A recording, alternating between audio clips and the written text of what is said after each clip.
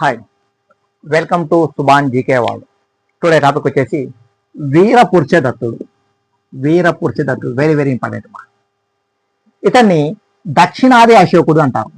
దక్షిణాది అశోకుడు, south Indian అశోకుడే, Maurya అశోకుడు. మనకు అశోకుడు ఎవరు? దక్షిణాది అశోకుడు అంటారు. ఓకే, రెండవ అశోకుడు ఎవరిని అంటారు? కనిష్కుడిని అంటారు. కనిష్కుడు. మూడవ అశోకుడు ఎవరు? హర్షవర్ధనుడు. అయితే మనకు దక్షిణాది అశోకుడు ఎవరంటే వీర పురుషదత్తుడు. ఇతను ఇక్ష్వాక వంశానికి చెందిన వాళ్ళు. ఇక్ష్వాక వంశం, శాతవాహనుల తర్వాత ఆంధ్రను పాలించిన వంశం ఏదంటే ఇక్ష్వాకులు. ఇక్ష్వాకులు అంటే అర్థము చెరుకు లాంటి వాళ్ళు అని అర్థం. చెరుకు లాంటి వాళ్ళు. ఓకే, అయితే ఈయన ఒక సాంప్రదాయాన్ని మన రాష్ట్రంలో ప్రవేశపెట్టారు, మన తెలుగు రాష్ట్రాలలో. తన అత్త శాంతిశ్రీ కుమార్తె అయిన బాపిశ్రీ శశిశ్రీలను వివాహం చేసుకున్నాడు.